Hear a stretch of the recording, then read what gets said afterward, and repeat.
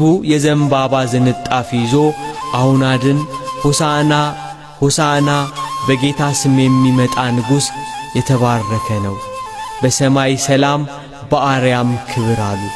እየወደቁ ሰገዱለት።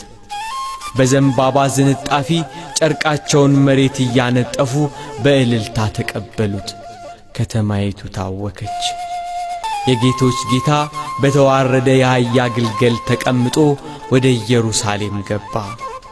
ሕፃናቱ በእግዚአብሔር ስም የሚመጣ ብሩክ ነው፣ አንተ የአማልክት አምላክ የእስራኤልም ንጉሥ እግዚአብሔር ብሩክ ነህ እያሉ እያመሰገኑ ተቀበሉት።